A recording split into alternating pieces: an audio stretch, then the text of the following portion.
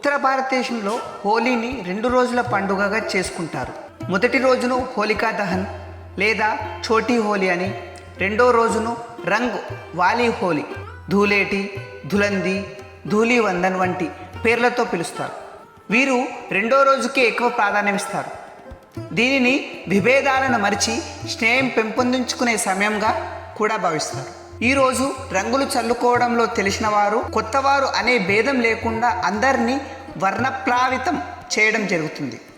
హోలీ లేదా రంగుల పండుగగా మనం జరుపుకునే పండుగ అసలు పేరు హోలికా పౌర్ణిమ. ఇది 2 రోజుల పండుగ అయినందున కొన్ని ప్రాంతాల్లో మొదటి రోజు, కొన్ని ప్రాంతాల్లో రెండో రోజు చేస్తారు. ఇది ఈనాడు రంగులు చల్లుకునే ఉత్సాహంగానే మారిపోయింది. కానీ ఈ రోజున ఆచరించాల్సిన వేరే విధి విధానాలు ఉన్నాయి.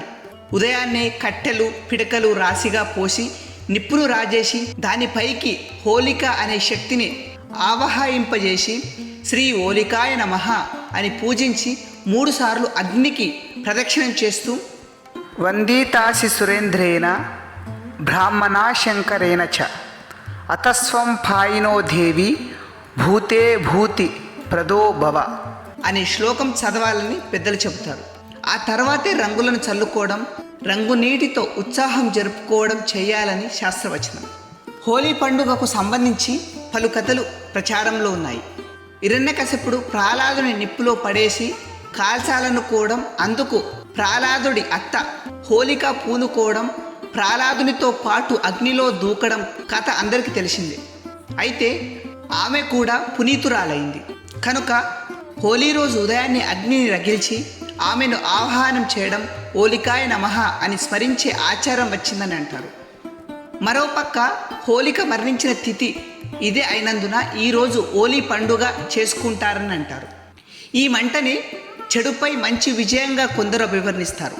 హోలిక చెడుకు సంకేతమని, అగ్ని జ్ఞానాగ్ని అని వారి భావన.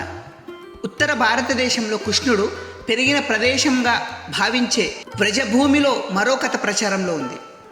కృష్ణుడు నల్లగా ఉండడం, రాధ ఇతరులు తెల్లగా ఉండడం చూసి వారిని ఈ ఒక్కరోజు రంగులు పూసుకొని నల్లగా మారాలని కోరాడని భావిస్తారు.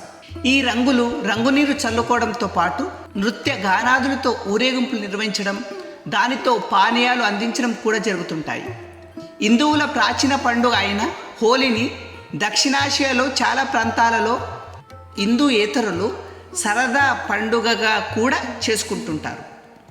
ముఖ్యంగా భారత్, నేపాల్ ప్రపంచంలోని వేరువేరు ప్రాంతాలలో హిందువులు ఉన్న తావుల్లో జరుపుకోవడం జరుగుతుంది. ఇటీవలి కాలంలో ఈ పండుగను యూరోప్, అమెరికాలో సైతం నిర్వహిస్తున్నారు. అక్కడ ఈ పండుగను వసంత ఋతువులో వచ్చే రంగుల పండుగ అక్కడి భారతీయులు భావిస్తారు. అంతేకాక ఈరోజు ఇతర దేశాల వారి పండుగలు ఉండటంతో ఇది వాటితో కలిసి అంతర్జాతీయ పండుగగా పేరు పొందింది.